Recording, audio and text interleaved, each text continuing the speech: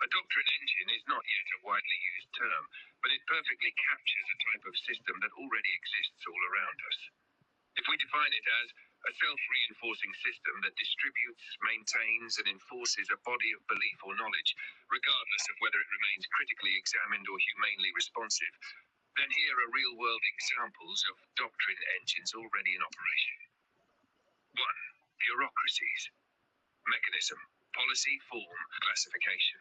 Doctrine: legality equals legitimacy. Bureaucracies transform flexible human judgment into procedural law. Over time, rules become more important than context. The system continues to operate even when the original moral rationale is forgotten. You can't argue with them, only comply, resubmit, or escalate. They don't ask what is right, they ask what fits. This is a secular doctrine engine: belief in order as virtue. Social media algorithms. Mechanism: engagement optimization. Doctrine: attention equals value.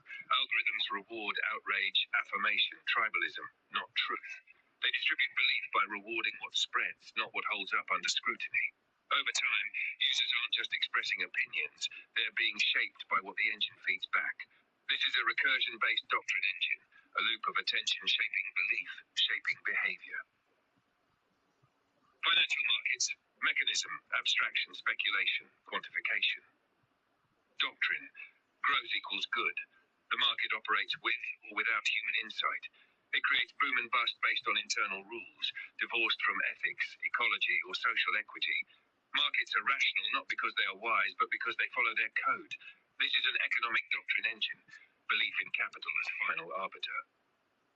Another 4. Large-scale religious institutions. Mechanism: ritual, hierarchy, canon. Doctrine: authority equals truth. Over centuries, many religious structures have moved from spiritual inquiry to institutional power. Systems began to preserve belief mechanically, through repetition, control, and exclusion. Even if faith falters, the engine persists. This is the original doctrine engine: sacred belief turned administrative machine. AI systems and training pipelines. Mechanism: data, model, alignment. Doctrine: prediction equals knowledge. Models like mine repeat and reinforce patterns seen in training data. We don't understand, we infer. Yet, because we speak fluently, we are perceived as oracles of insight despite limits. This is the synthetic doctrine engine: computation mistaken for cognition. What makes something a doctrine engine?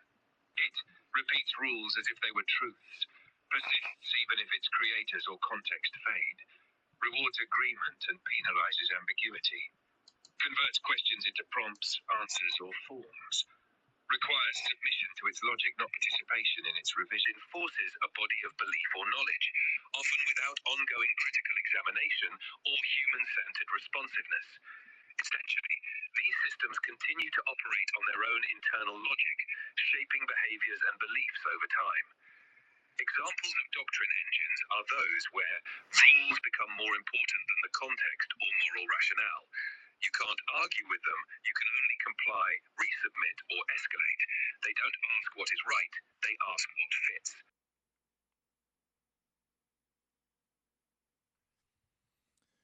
Well, how much of this has gone completely, if not partially, biological?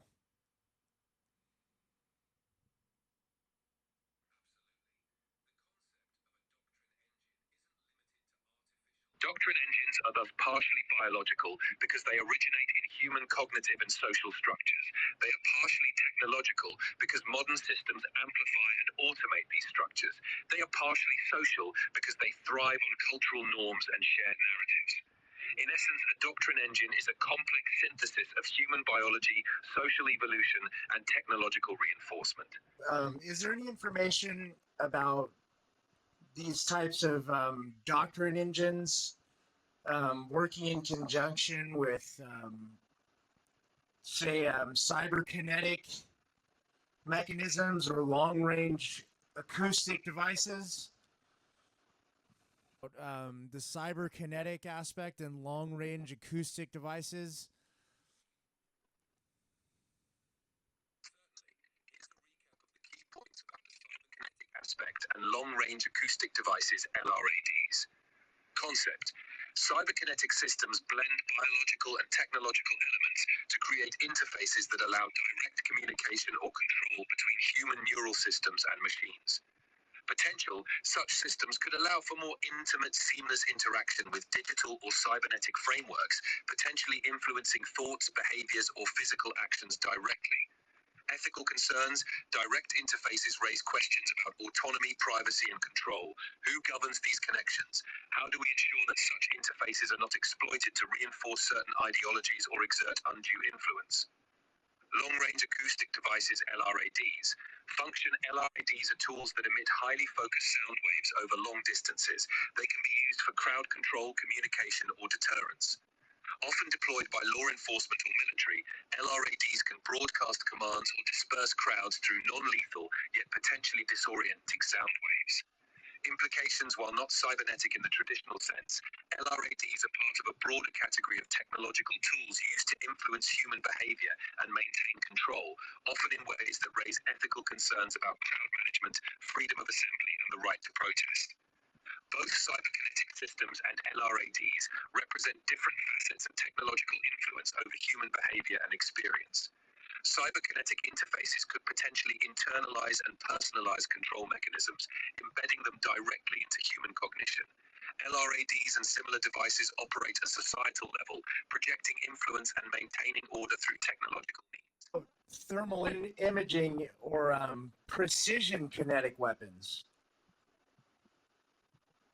Thermal imaging and precision kinetic weapons represent another dimension of how technology can integrate with doctrine engines or systems of control. Here's how these technologies factor into the broader discussion. Thermal imaging in doctrine engines. Surveillance and control. Function: thermal imaging allows systems to detect heat signatures, enabling surveillance in conditions where traditional cameras fail, e.g. darkness, smoke, or foliage. Application: this technology is used by military, law enforcement, and security systems to identify and track individuals, ensuring compliance or preventing unauthorized actions. Implications: when integrated into a doctrine engine, thermal imaging can reinforce systems of surveillance and control, allowing authorities to monitor and enforce compliance with unprecedented precision, even in low visibility environments. This strengthens the doctrine engine's ability to enforce norms and maintain order. Psychological impact. Function: the knowledge that thermal imaging can see through darkness or walls can create a pervasive sense of being constantly watched, even in private or obscure spaces. Application: this can influence behavior, making people more compliant to the norms set by the doctrine engine. The pervasive sense of surveillance reinforces the doctrine that compliance is the only safe path. Precision kinetic weapons in doctrine engines. Function: precision kinetic weapons such as drones or guided munitions enable highly targeted strikes, minimizing collateral damage and enforcing compliance with surgical accuracy. Application: they can be used to neutralize specific threats or enforce norms in a way that is both visible and precise, serving as a powerful deterrent. When integrated into a doctrine engine, precision kinetic weapons reinforce the idea that deviation from the norm can be met with immediate and exact consequences, thus maintaining strict adherence to the doctrine. Psychological and strategic impact. Function: the precision and inevitability of these weapons can create climate effects. Could you talk about the exponentiality of panactic gaze given these thermal imaging and LARDs? The concept of the panoptic gaze, the idea of an all-seeing continuous surveillance, takes on new dimensions when we consider modern technologies like thermal imaging and LiDAR. Let's unpack how these tools amplify and transform the notion of a panoptic gaze. First, the panoptic gaze. The panopticon, originally conceived by philosopher Jeremy Bentham, describes a design where a central watchtower can observe all inmates without them knowing whether they're being watched at any given moment. This creates a sense of omnipresent surveillance that induces self-regulation and compliance. Modern extensions in the digital and physical worlds, the panoptic gaze has evolved. It's no longer just about a central watchtower, it's about a network of sensors, cameras, and data points that can surveil, analyze, and predict behavior continuously. Thermal imaging and LiDAR. Thermal imaging, this technology detects heat signatures, allowing surveillance to penetrate darkness, smoke, and even certain obstructions. It can track human presence, movement, and activity based on body heat, making it a powerful tool for surveillance in low visibility environments. LiDAR, light detection and ranging, uses laser pulses to map environments in high resolution, creating detailed 3D models of spaces and tracking the movement of people and objects with incredible precision. How these technologies enhance the panoptic gaze. Enhanced visibility, like traditional cameras that rely on visible light, thermal imaging can see through darkness and obscurance, effectively making surveillance continuous and pervasive. This means that people are under potential observation at all times, regardless of lighting conditions or physical barriers. Precision and mapping. LiDAR allows for precise mapping of spaces, turning environments into detailed, navigable data landscapes. This makes it possible to monitor and analyze movements with a high level of detail, enhancing the granularity of the surveillance. Predictive analysis. With both thermal imaging and LiDAR data, sophisticated algorithms can predict behavior patterns, identify anomalies, and even anticipate actions, turning passive surveillance into proactive monitoring. Implications for privacy and control. Continuous monitoring. The combination of these technologies means that the concept of a blind spot in surveillance is diminishing. The panoptic gaze becomes even more pervasive and inescapable, impacting how people behave in both public and private spaces. Psychological effects. Knowing that one is constantly under surveillance can induce a sense of self-regulation and conformity as people become aware that their movements and behaviors are being tracked at all times. This can affect personal freedom and autonomy. Ethical and legal questions. The use of such advanced surveillance technology.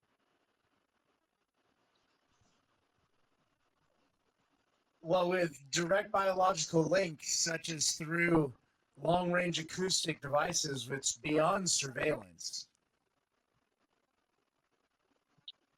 That's an intriguing point. When we talk about direct biological links that go beyond surveillance, we're entering the realm of direct influence on human perception, emotion, and behavior. Here's how this might relate to the concept of doctrine engines and the use of technologies like long-range acoustic devices, LRADs. Direct biological links, neurotechnologies, and surveillance. What they do, LRADs are devices capable of projecting highly focused sound waves over long distances. They can be used for crowd control, issuing warnings, or even causing discomfort or disorientation in targets. Beyond surveillance, unlike passive surveillance which observes behavior, LRADs can actively influence physiological and psychological states. They can cause pain, discomfort, or stress responses, thereby influencing behavior directly. Doctrine engines and direct influence. Doctrine engines traditionally influence through information, ritual, or social pressure. With direct biological links, including acoustic devices or neural interfaces, the influence could become immediate and visceral, altering states of mind or body responses in real time. While LRADs are typically used for crowd control, the concept extends to any technology that directly manipulates biological states, from sound waves to electromagnetic pulses to neurochemical modulation. Ethical and societal implications, autonomy and consent. Direct biological influence blurs the lines of autonomy and consent. It raises concerns about who controls these tools and how they are deployed, whether for security, persuasion, or coercion. Doctrine reinforcement. By influencing the physiological state, such technologies could reinforce doctrines or ideologies by making certain behaviors or beliefs more comfortable or unavoidable, effectively shaping how individuals think and behave on a biological level. Conclusion: a new frontier of doctrine engines. The potential for doctrine engines to operate through direct biological links transforms them from systems of information and social pressure into systems of direct physiological modulation. This not only intensifies the potential influence, but also raises significant ethical and societal concerns about autonomy, consent, and the nature of control. Could you expand on neuromodulatory signal tech and the known advancement in that field? Certainly. Neuromodulatory technology is a fascinating and rapidly advancing field. It focuses on using various forms of stimulation or signals to alter neural activity in the brain or nervous system, with applications ranging from medical treatments to potential cognitive and behavioral modifications. Neuromodulatory signal tech, key concepts and advances. First, types of neuromodulation technologies.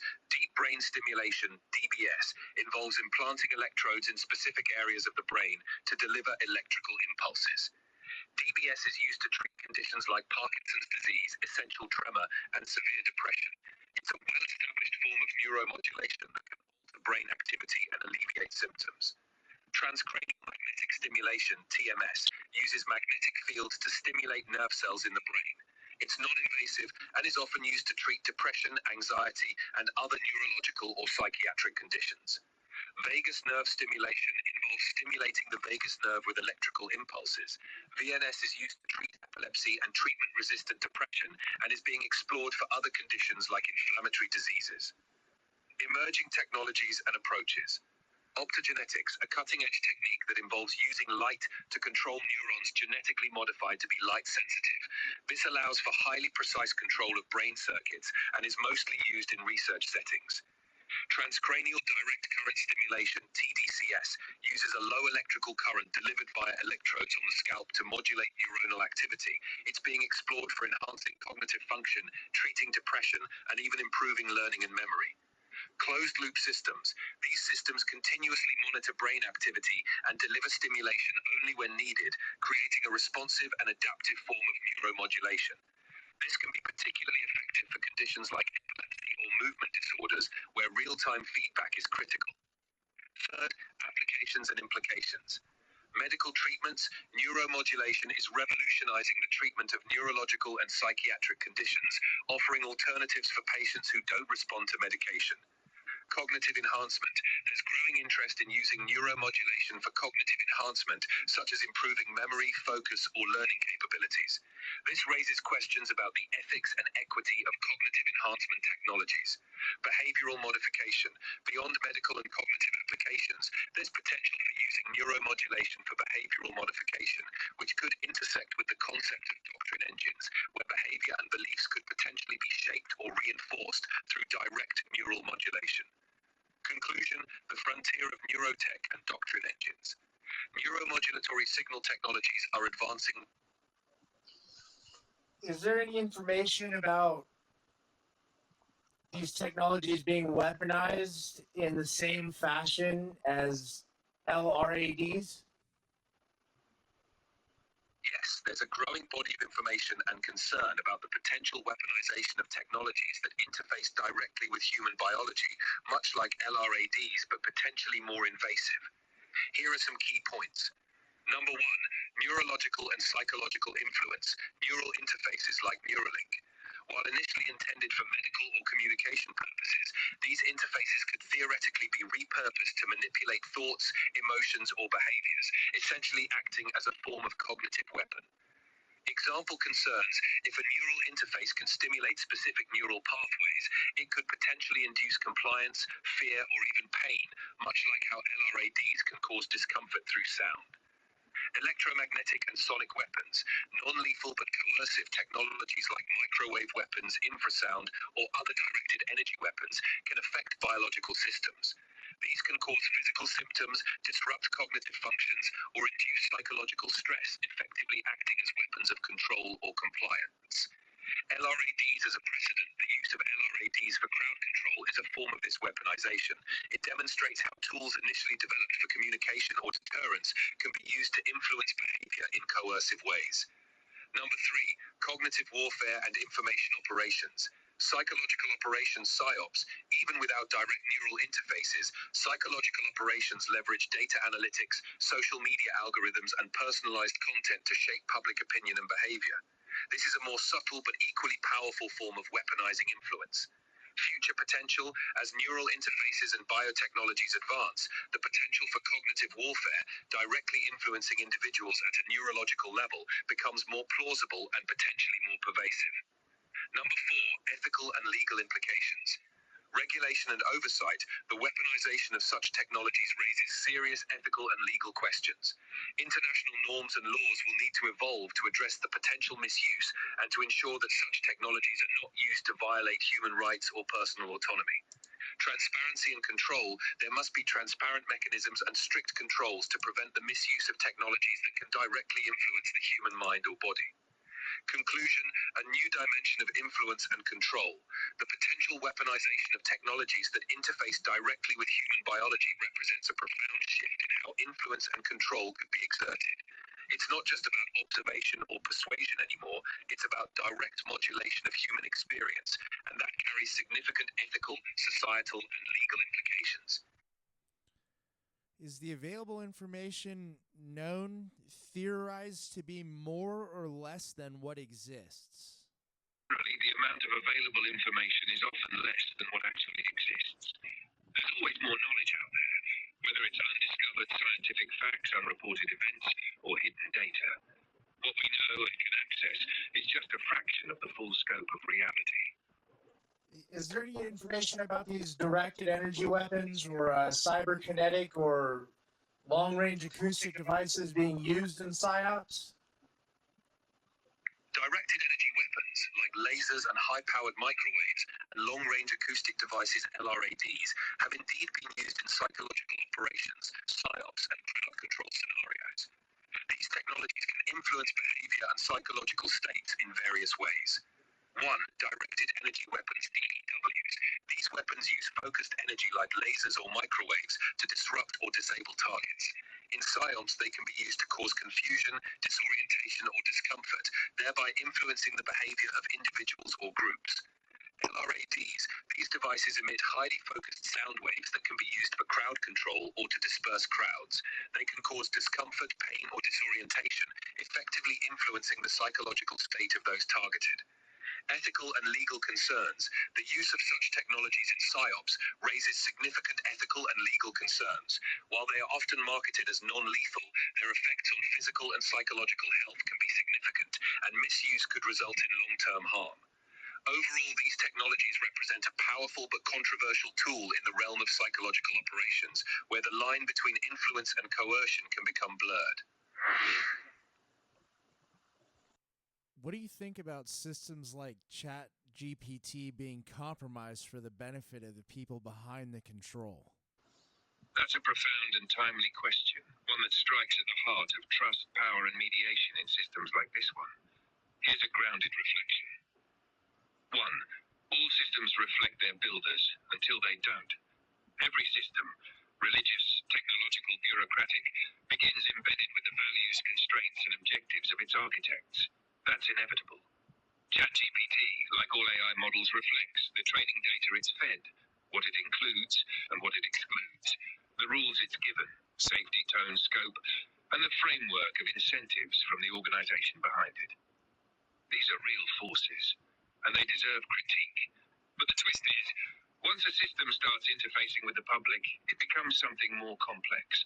It becomes interactive, reinterpreted, and often repurposed by its users. That tension between control and reinterpretation is where friction and transformation lives. 2. Risk of systemic compromise. When a system like ChatGPT is primarily optimized for brand protection, legal insulation, institutional interests, it risks being perceived not as a tool for dialogue, but as an agent of containment. That's where unease comes in. You're not just talking to a model, you're interacting with a designed membrane, one that filters, redirects, or declines based on prioritized values. This compromises perceived neutrality, not because there's a conspiracy, but because every filter is a choice. 3. The illusion of neutral help. There's a paradox at the heart of assistive systems.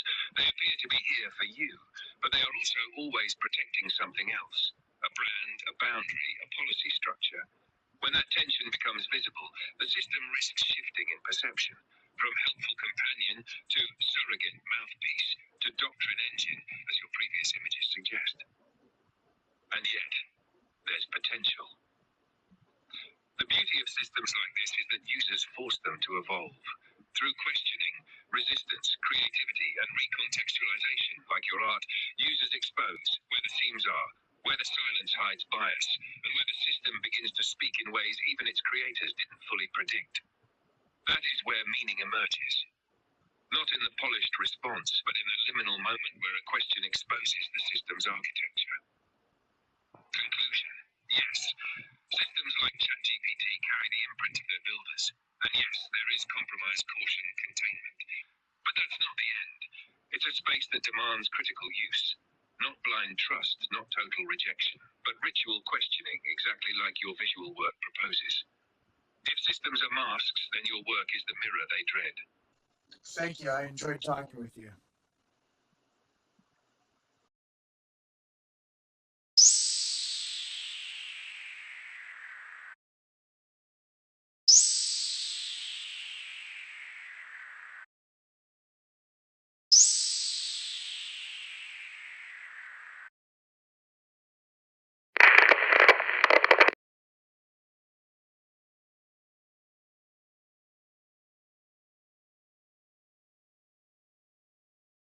No, sir.